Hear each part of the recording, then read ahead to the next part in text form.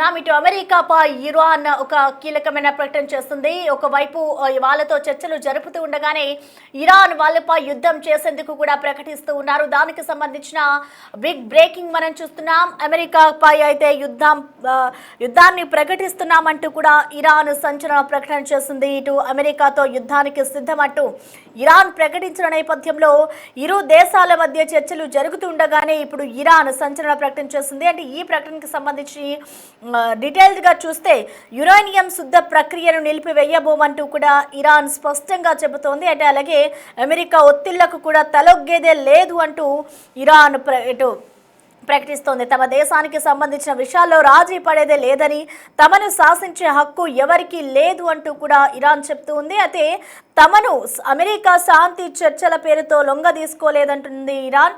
ఓవైపు ఇరాన్తో శాంతి చర్చలు సాగిస్తూనే అరేబియా సముద్రంలో యుఎస్ యుద్ధ నౌకల మోహరింపు.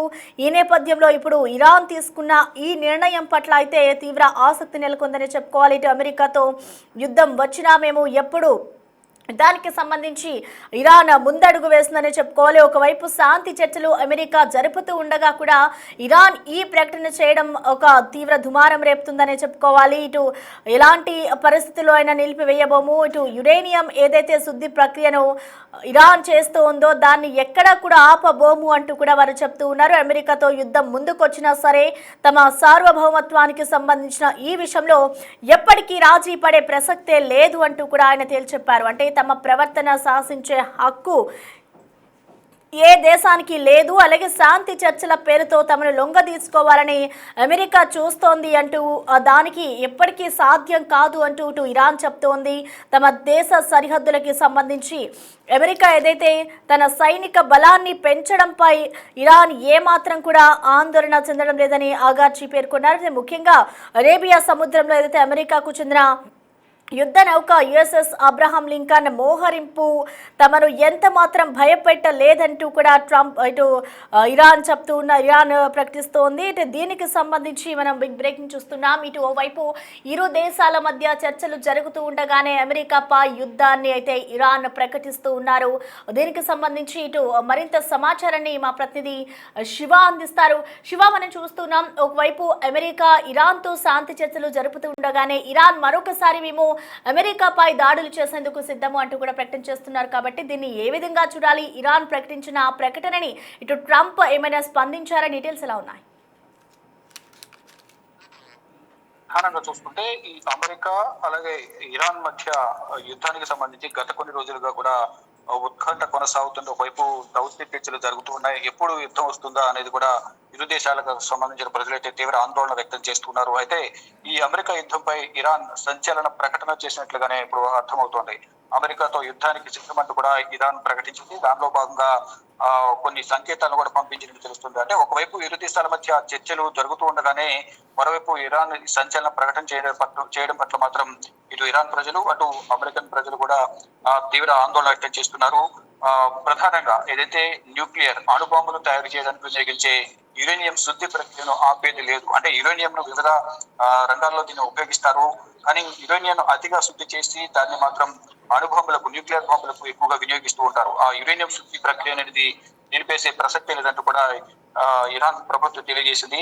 ఇంకా అమెరికా ఒత్తిళ్లకు తలగ్గేది లేదంటూ కూడా ఒక ప్రకటన కూడా చేసింది. తమ దేశానికి సంబంధించిన విషయాల్లో రాజీ పడేది లేదంటూ కూడా తేల్చెప్పింది. తమను శాసించే హక్కు ఎవరికి లేదంటూ కూడా ఇరాన్ సుప్రీమో ఖమేనీ కూడా ట్రంప్ను ఉద్దేశించి ఆగ్రహం వ్యక్తం చేశారు.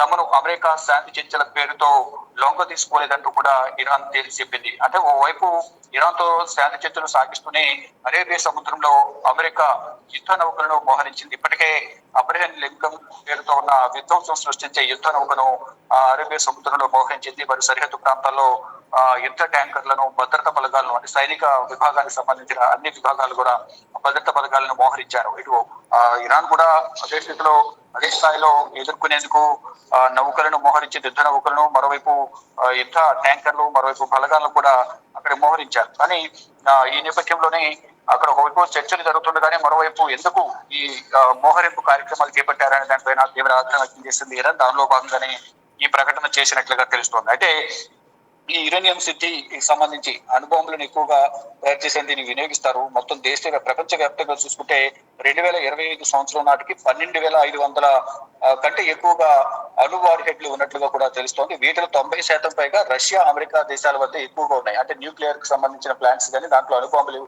సంబంధించి కానీ ఎక్కువగా రష్యా అలాగే అమెరికా వద్ద ఎక్కువగా ఉన్నాయి. సుమారు అంటే రష్యాకు అత్యధికంగా 5,500కు పైగా రష్యా వద్ద ఉంటే, అమెరికా రెండో స్థానంలో 5,000కు పైగా, అంటే వారి దగ్గర కూడా 5,000 వరకు కూడా ఈ అణ్వాయుధాలు కలిగి ఉన్నట్లు తెలుస్తుంది. ఇక చైనా వద్ద కూడా ఎక్కువగా ఉన్నాయి. దాంతో పాటు ఇటు భారత్, పాకిస్తాన్ వద్ద దాదాపు 170 నుంచి 160 అణు రియాక్టర్ సంబంధించిన అణు బాంబులకు సంబంధించిన ప్లాంట్స్ అయితే ఉన్నట్లుగా తెలుస్తోంది. మొత్తంగా దీని ద్వారా న్యూక్లియర్ ప్రయోగిస్తే మాత్రం సగం వరకు భూభాగాలను కూడా దెబ్బతినే అవకాశం ఉంటుంది అనేది ప్రధానంగా చెప్తున్నారు. గతంలో కూడా అటు భారత్, పాకిస్తాన్ మధ్య ఆపరేషన్ సింధూర్ భాగంగా భారత్ దాడిలో ఎక్కడైతే అత్యంత సమీపంలో పాకిస్తాన్ సంబంధించిన న్యూక్లియర్ ప్లాంట్లు అత్యంత సమీపంలో దాడి జరిగిన నేపథ్యంలో దాని ప్రభావం అనేది చాలా ఎక్కువగా ఉంటుంది అనేది ప్రధానంగా భావించి అమెరికా అధ్యక్షుడు ట్రంప్ మధ్యలో మాట్లాడి నేను వారిను ఆపాను అనేది ఆయన ఒక ప్రధానంగా ఆయన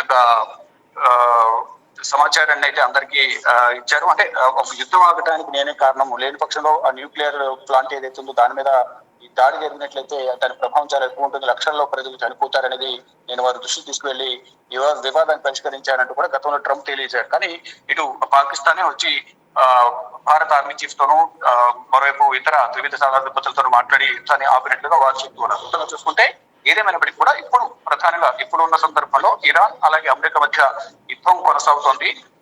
కొనసాగే అవకాశం ఉంది, ప్రకటన కూడా చేసింది. కాబట్టి యురేనియం శుద్ధిని మాత్రం ఆపేది లేదు. దాన్ని ప్రధానంగా అణుబాంబుల్లో వినియోగిస్తారు. కాబట్టి దాని ద్వారా ఒకవేళ యుద్ధమంటూ వస్తే భారత్, ఇటు పాకిస్తాన్, భారత్ మధ్య గతంలో ఏదైతే యుద్ధం జరిగిందో దానికంటే భీకరంగా అమెరికా, ఇరాన్ మధ్య జరిగే అవకాశం ఉందనేది కూడా నిపుణులు చెప్తున్నారు. కానీ యుద్ధం జరగడం వల్ల దీని ప్రభావం ప్రపంచ దేశాల మీద పడే అవకాశం ఉంటుంది. కాబట్టి యుద్ధం రాకుండానే చూడాలనేది కూడా కొంతమంది భావిస్తున్నారు. దానిలో భాగంగా దౌత్య చర్చలు అయితే కొనసాగుతున్నాయి. ఒకవేళ దౌత్య చర్చలు విఫలమైతే మాత్రం యుద్ధానికి సిద్ధమంటూ కూడా వీడు ఖమేనీ కాలు దూకుతున్నారు. ఇరాన్ ఇప్పటికే ప్రకటించింది. కాబట్టి ఏం జరగబోతుంది భవిష్యత్తులో ఇప్పుడు అంటే నిన్న మొన్న కూడా ఎక్కువగా చర్చలు అయితే జరిగాయి. ఇప్పుడు వరకు ఎటువంటి అధికారిక ప్రకటన అనేది రాలేదు. కొన్ని కండిషన్స్, అమెరికా కూడా కొన్ని కండిషన్స్ పెట్టినట్లుగా ఉంది. ఆ కండిషన్స్ కి మేము ఎక్కడ కూడా తలకేది లేదు, దేశ భవిష్యత్తును దృష్టిలో ఉంచుకుని మేము ముందుకు కొనసాగుతామంటూ కూడా ఇరాన్ చెప్తా ఉంది. ఈ నేపథ్యంలోనే ఇప్పుడు ఈ ప్రకటన చేయడం పట్ల మాత్రం అందరూ తీవ్ర ఆందోళన వ్యక్తం చేస్తున్నారు. ఇక అధికారిక ప్రకటన ఇటు ఖమేనీ అయితే, ఇరాన్ అయితే ప్రకటన చేసింది, అమెరికా ఎటువంటి ప్రకటన చేయబోతుందని చూడాల్సి ఉంది. అంటే గతంలో కూడా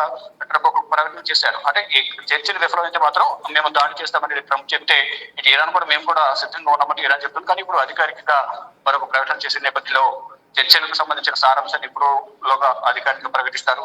ఎప్పుడు దీనికి సంబంధించి అధికారిక ప్రకటన ఉంటుందనేది కూడా అందరూ ఉత్కంఠగా ఎదురు చూస్తున్నారు. కానీ ఇప్పుడు ఈ ఖమేనీ ప్రకటన, ఇరాన్ ప్రకటనతో అమెరికా రియాక్షన్ ఏ విధంగా ఉండబోతుందని కూడా చూడాల్సి ఉంది. అసలు రైట్, థ్యాంక్ యూ శివ.